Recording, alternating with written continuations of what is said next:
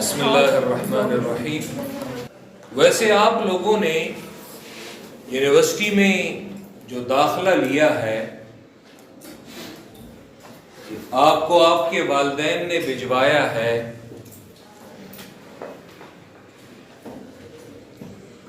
تعلیم حاصل کرنے کے لیے، تو اس کا مقصد کیا ہے؟ کس مقصد کے لیے آپ لوگ یہاں پہ آئے ہیں؟ مقصد کیا ہے؟ اس ایجوکیشن کے حاصل کرنے کا مقصد کیا ہے آپ لوگوں کا؟ تاکہ سب سے پہلے اسے جانیں کہ آپ لوگ روزانہ یہ تکلیف کیوں کرتے ہیں، آپ کے والدین یہ مشقت کیوں اٹھاتے ہیں، اور آپ لوگ روزانہ یہاں پہ کیوں آتے ہیں۔ پوری دنیا میں یہ میں ان جنرل بات کر رہا ہوں، اسلامک سٹڈیز کو ایک طرف رکھ کے، یہ پوری دنیا میں یہ تعلیم کے بنیادی مقاصد یہ 4 ذکر کیے جاتے ہیں، 4 آبجیکٹیوز ہیں۔ یہ تعلیم کے بنیادی مقاصد 4 ہیں۔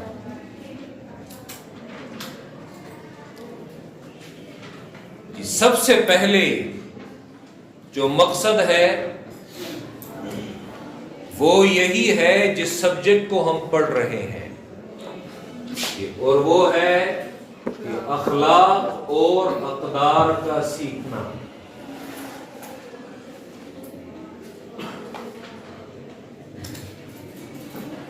سب سے پہلے جو مقصد ہے وہ یہی ہے کہ بندہ اخلاقیات سیکھے، بندہ اقدار سیکھے۔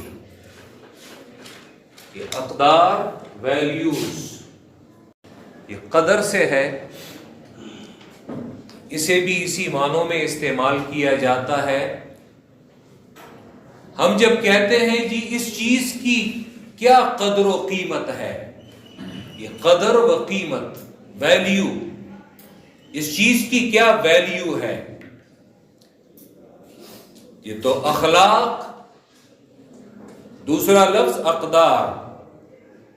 سچ بولنا یہ معاشرے میں ایک اچھی قدر ہے، یعنی یہ وہ چیز ہے کہ جس کا وزن ہے، جس کی قیمت ہے، جسے عزت کی نگاہ سے دیکھا جاتا ہے، اسے ہم ویلیوز اس حوالے سے کہتے ہیں کہ اقدار۔ تو سب سے پہلے جو تعلیم کا بنیادی مقصد ہے وہ کیا ہے؟ یہ اخلاق اور اقدار کا سیکھنا۔ سورۃ البقرہ میں یہ آیت نمبر 129 129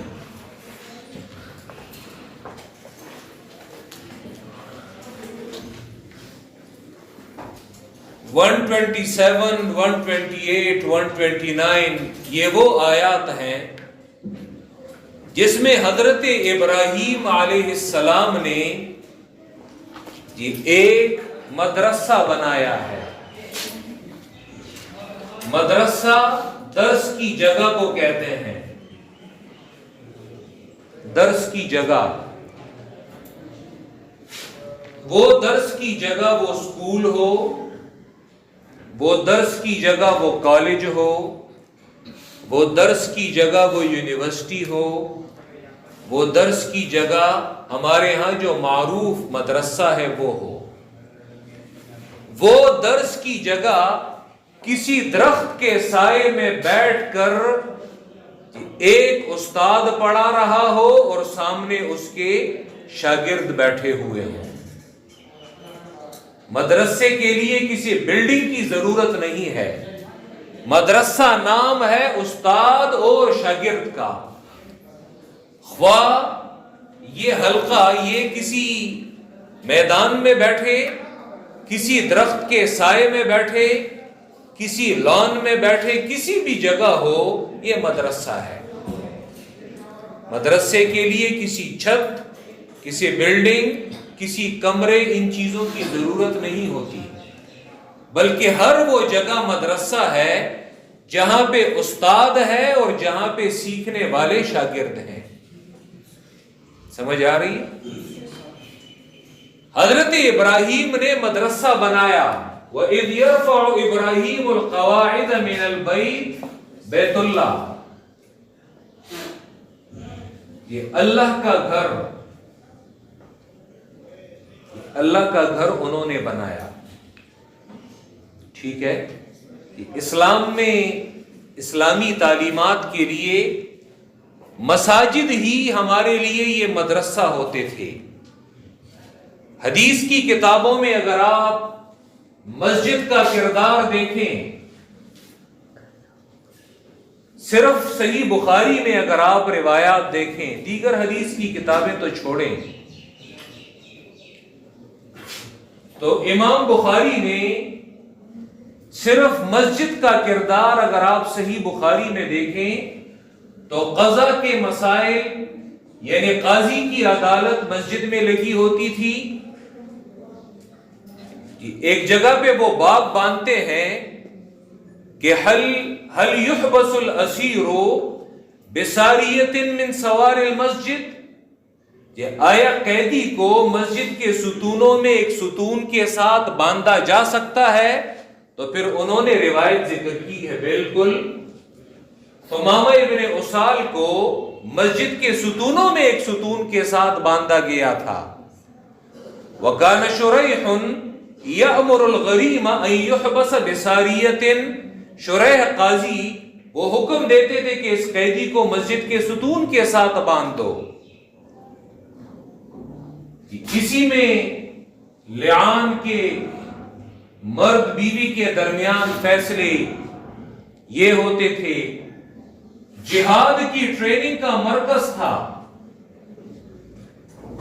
حبشی وہ آئے، یہ ام المومنین عائشہ رضی اللہ تعالی عنہا، کہ ان کے گھر کا دروازہ وہ کھلتا تھا مسجد نبوی کی طرف، کہ اللہ کے رسول کھڑے ہیں اور ام المومنین عائشہ رضی اللہ تعالی عنہ نے اللہ کے رسول کے کندھے پر اپنی ٹھوڑی رکھی ہے، پیچھے چھپی ہوئی ہے لیکن دیکھ رہی ہے، اور مسجد نبوی میں حبشی وہ تلواروں کی وہ پریکٹس مشق کر رہے ہیں، حالانکہ مسجد ہے۔ مطلب یہ کہ اس میں وہ تمام امور وہ کیے جاتے تھے، تعلیم، تعلم، سیکھنا، سکھانا، یہ تمام چیزیں۔ تو حضرت ابراہیم نے بیت اللہ بنایا، یہ اللہ کا گھر۔ اور یہ یاد رکھیں، یہ جو کعبہ ہے، کعبہ چوکور، دراصل حضرت ابراہیم نے اسی جگہ پر مشتمل یہ مسجد بنائی ہے۔ دراصل یہ مسجد ہے، اسی لیے اس کو مسجد حرام کہا جاتا ہے۔ یہ جو کعبہ ہے یہ اصل میں مسجد ہے، یہ چوکور، یہ جو کمرہ ہے دراصل مسجد یہ ہے۔ ٹھیک ہے، اور بعد میں یہ جو اس کے ارد گرد مطاف ہے، رفتہ رفتہ اسے یہ توسیع دی گئی، پھر اسی کی طرف نماز پڑھنے کا حکم آیا، اور رفتہ رفتہ اس کی یہ توسیع ہوتی گئی، اور آج اس تمام احاطے پر مسجد کا اطلاق کیا جاتا ہے۔ دراصل جو مسجد ہے یہ چوکور گھر ہے جو حضرت ابراہیم نے تعمیر کیا تھا، اسی لیے اس پر اطلاق قرآن مسجد حرام کا کرتا ہے، یعنی وہ مسجد جس کی عزت ہے، جس کی حرمت ہے۔ تو حضرت ابراہیم نے مدرسہ بنایا، ایک عمارت بنائی، کہ اب مدرسہ ایک تو اس کے لیے استاد کی ضرورت ہے، اور ایک اس کے لیے نصاب کی ضرورت ہے، سلیبس۔ تو حضرت ابراہیم اس مدرسے کے لیے استاد کی دعا کر رہے ہیں، ربنا وبعث فیہم رسولا منہم یتلو علیہم آیاتک وَيُعَلِّمُهُمُ الْكِتَابَ وَالْحِكْمَةَ وَيُزَكِّيهِمْ. یا اللہ ان میں ایک رسول بھیج، ان لوگوں میں ایک رسول بھیج. آخری پیغمبر کے لیے وہ دعا کر رہے ہیں ان لوگوں میں، جس کا کام کیا ہو؟ لوگوں پر تلاوت آیات ہو، تعلیم الکتاب ہو، تعلیم الحکمہ ہو. ابراہیم نے اس مدرسے کا جو نصاب ہے وہ بھی مقرر کیا ہے، اور آخر میں اس نصاب کا مقصد کیا ہو؟ وَيُزَكِّيهِمْ، تزکیہ ہو. یہ نصاب ہے، یہ سلیبس ہے کہ اس مدرسے میں یہ استاد یہ سلیبس پڑھائے، اور اس سلیبس کے پڑھانے کا، اس نصاب کا مقصد کیا ہو؟ تزکیہ ہو لوگوں کا، لوگوں کو پاک کرنا ہو، لوگوں کی صفائی ہو، لوگوں کی صفائی ہو. یہ قرآن مجید میں یہ آیت یہ 4 جگہ آتی ہے. سورہ البقرہ 129، سورہ البقرہ 151، سورہ آل عمران 164 اور سورہ جمعہ آیت نمبر 2. 4 جگہ یہ آیت آتی ہے. ویسے ہر جگہ اس آیت میں 4 چیزیں ہیں کہ اللہ کے پیغمبر کو اللہ نے ان 4 چیزوں کے لیے دنیا میں بھیجا تھا. یہی 4 چیزیں ان کا مقصد تھا. ربنا وبعث فیہم رسولا منہم. آپ سے کوئی پوچھے دنیا میں اللہ کے پیغمبر کس لیے آئے تھے، تو قرآن نے 4 آیات میں یہ ذکر کیا ہے، اور اللہ کے پیغمبر کے یہ 4 کام تھے. لوگوں پر اللہ کی آیتوں کو پڑھنا، صرف پڑھنا نہیں بلکہ انہیں سمجھانا، کتاب کی تعلیم دینا، اسے سمجھانا. حکمت جب بھی کتاب کے مقابلے میں آ جائے، یعنی اس کے ساتھ آ جائے، اس سے مراد سنت ہوتی ہے. حکمت سے مراد سنت ہوتی ہے. لوگوں کو زندگی پر چلنے کی، کتاب پر چلنے کا عملی طریقہ بھی بتائے کہ کتاب پر عمل کیسے کرنا ہے. اور آخر میں مقصد کیا ہے؟ وَيُزَكِّيهِمْ. یعنی یہ نصاب اس ترتیب سے پڑھایا جائے گا تو تب جا کر یہ مقصد یہ حاصل ہوگا. یہاں پہ پہلی مرتبہ جب اس آیت کو قرآن ذکر کرتا ہے تو تزکیے کو بالکل آخر میں ذکر کیا ہے. لیکن اگر آپ اس آیت کو ان 3 آیات میں دیکھیں باقی ماندہ، تو وہاں پہ آپ تزکیے کو یہاں پہ درمیان میں پائیں گے، پہلی مرتبہ آخر میں، اور باقی ماندہ 3 جگہوں میں تزکیہ درمیان میں. فرق یہ ہے کہ نصاب کے پڑھنے کا بنیادی مقصد کیا ہے؟ تزکیہ ہے.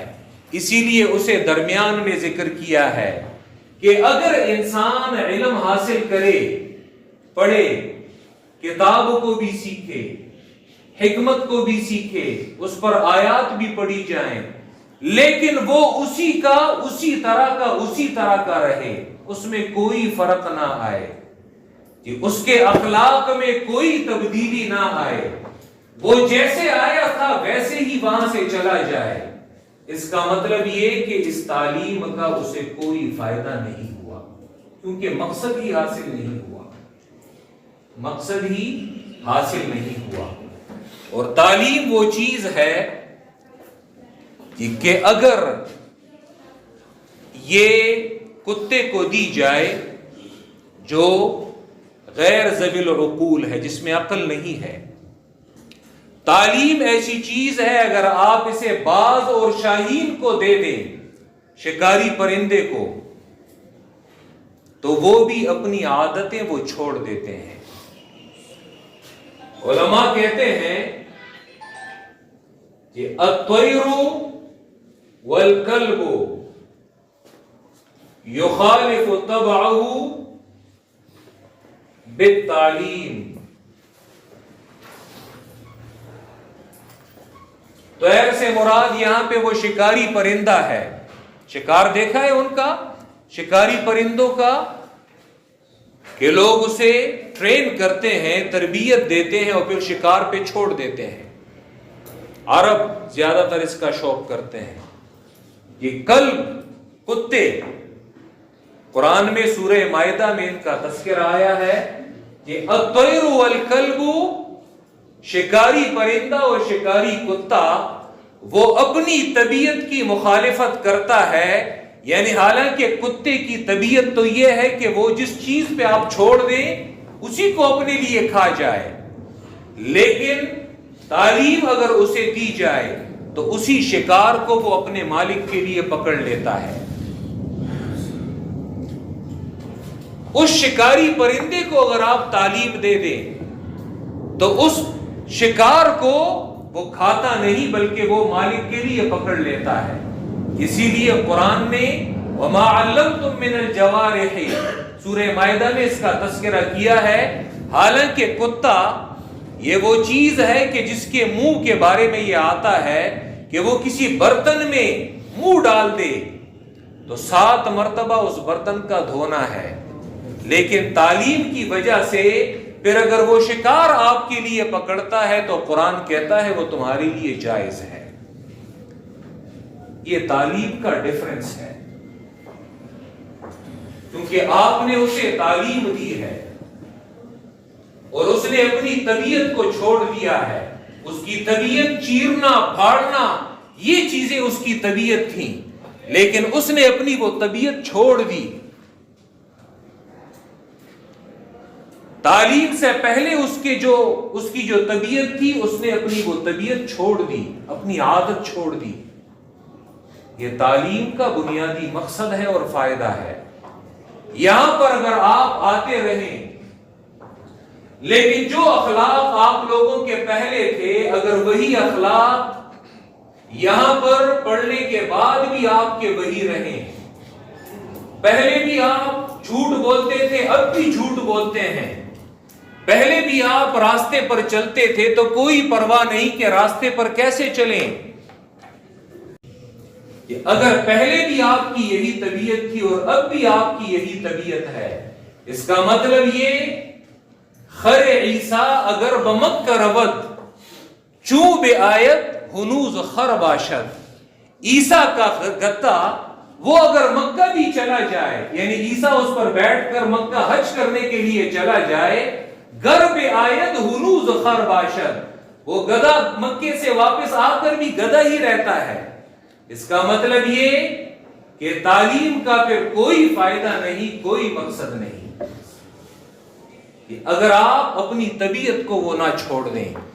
پھر انسان سے وہ کتا اچھا ہے، انسان سے وہ شکاری پرندہ اچھا ہے کہ عقل نہ ہو کر بھی وہ اپنی طبیعت کو چھوڑ دیتے ہیں صرف تعلیم کی وجہ سے. اور قرآن بھی یہاں پہ کہتا ہے کہ تعلیم کا اصل مقصد انسان کی صفائی ہے، پاکیزگی ہے. کہ اگر آپ کی باتوں میں تمیز نہ آئے، فرق نہ آئے، استاد سے کیسے بات کرنی ہے، بڑوں سے کیسے بات کرنی ہے، یہ فرق اگر آپ میں نہ آئے، یاد رکھیں پھر یہ شکاری پرندہ اور یہ شکاری کتا یہ اس اشرف المخلوقات سے بہتر ہے، کیونکہ تعلیم کی وجہ سے وہ اپنی عادتوں کو چھوڑ دیتے ہیں. ہمارے پاس بہت ساری مثالیں ایسی ہیں کہ جس میں حضرت عمر رضی اللہ تعالیٰ عنہ نے بات کہی کہ اور انہی کی بات کے موافق وہی نازل ہوئی ہے.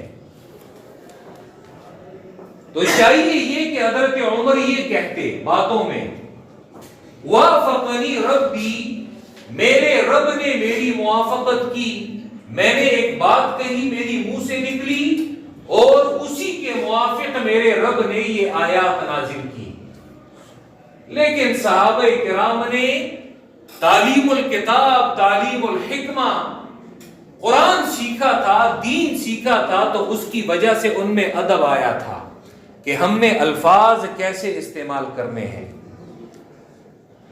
تو روایت میں آتا ہے صحیح بخاری کی، وہ کہتے ہیں وافقت ربی، میں نے اپنے رب کی موافقت کی ہے. حالانکہ بات انہوں نے کی ہے، اللہ نے اس کی موافقت میں آیات نازل کی ہیں، لیکن چونکہ اس میں بے ادبی ہے کہ میرے رب نے میری موافقت کی، تو اسی لیے وہ الفاظ کیا استعمال کرتے ہیں؟ میں نے اپنے رب کی موافقت کی ہے 3 چیزوں میں. اور پھر وہ احکام وہ ذکر کرتے ہیں کہ فلاں فلاں موقع پر. حضرت عباس سے کسی نے پوچھا، رسول اللہ کے چچا ہیں، عمر میں بھی تھوڑے سے بڑے تھے. حضرت عباس سے کسی نے پوچھا کہ انت اکبر ام رسول اللہ صلی اللہ علیہ وسلم، تم بڑے ہو یا اللہ کے پیغمبر بڑے ہیں؟ سائل کا مقصد عمر کے حوالے سے ہی پوچھنا تھا، کیونکہ عمر میں تھوڑا سا فرق تھا. لیکن صحابہ کرام باتوں میں ان کا ادب آ گیا تھا، اسی لیے وہ کوشش کرتے تھے کہ بات کریں تو ادب کی بات کریں، کہ اس سے بے ادبی وہ نہ چھلکے. تو اب اگر وہ کہتے کہ انا اکبر من رسول اللہ صلی اللہ علیہ وسلم، میں اللہ کے پیغمبر سے بڑا ہوں، تو ان کا جواب بھی عمر کے حوالے سے ہی ہوتا، لیکن اس میں ایک گونا بے ادبی تھی. تو انہوں نے کہا هو اکبر منی، پیغمبر جو ہے وہ مجھ سے بڑے ہیں، مجھ سے بڑے ہیں. یہاں پہ مرتبہ مراد ہے، پیغمبر مجھ سے بڑے ہیں. وَلَكِنِّي أَسَنُّ مِنْهُ، ہاں البتہ میں ان سے تھوڑا سا زیادہ بوڑھا ہوں، یعنی میری عمر تھوڑی ان سے زیادہ ہے، میں ان سے تھوڑا سا زیادہ بوڑھا ہوں. تاکہ وجہ یہ ہے کہ وہ بے ادبی کا وہ عنصر اور ایلیمنٹ اس میں نہ آئے. یہ ان کی باتوں میں، یہ گفتگو میں ادب تھا. یہ ایسا نہیں کہ آپ نے پہلے گفتگو کی اور پھر اس کے بعد آپ سوچتے ہیں. پہلے تولو پھر بولو، پہلے بات کو سوچو پھر اس کے بعد بات کرو.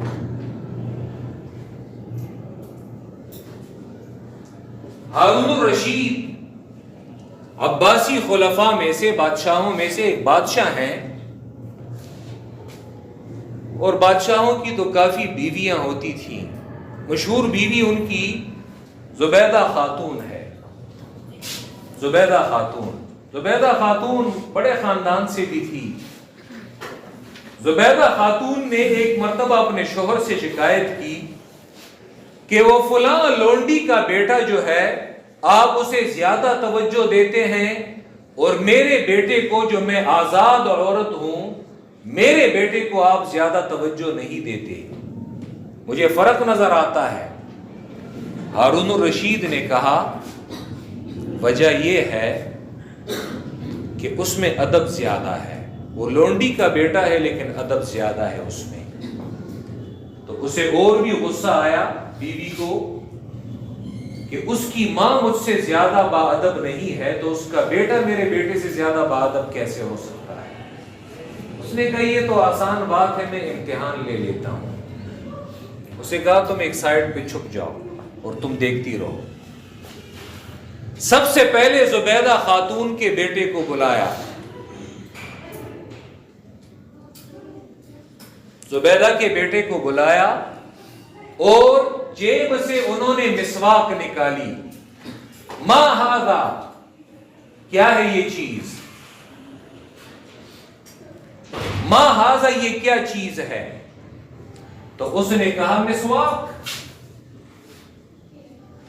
یہ مسواک ہے.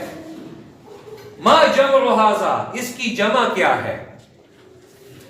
تو اس نے سوچا نہیں کہ اس کی جمع کیا ہے، بس کہہ دیا مساویک. یقیناً یہ اس کی جمع ہے، مساویک. اس سے کہا جاؤ پھر لونڈی کے بیٹے کو بلایا اور اس سے کہا ما ہاذا، یہ کیا ہے؟ تو اس نے کہا مسواک۔ ما جمع ہاذا، اس کی جمع کیا ہے؟ تو مساویک کی بجائے اس نے کہا کیونکہ مساویک میں ایک جانب اگر یہ مسواک کی جمع ہے تو دوسری جانب مساویک کہتے ہیں کا خطاب کے لیے سو سے اگر لے لیں یعنی تیرے گناہ تمہارے گناہ، یہ اس میں دوسرا معنی پڑا ہوا ہے۔ سو سے تمہاری برائیاں، تمہارے گناہ۔ تو وہ جواب میں کہتا ہے ضد محاسن کا۔ مسواک کی جمع وہ لفظ ہے جو تمہاری اچھائیوں کا متضاد ہے، ضد محاسن کا، تمہاری اچھائیوں کا جو متضاد ہے وہ مسواک کی جمع ہے۔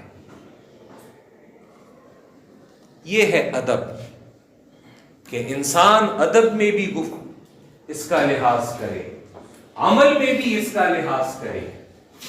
ٹھیک ہے، یہ تو آج تعلیم کے مقاصد میں سے صرف ایک مقصد پر میں نے گفتگو کی، اور وہ کیا ہے؟ کہ اخلاق اور اقدار کو سیکھنا۔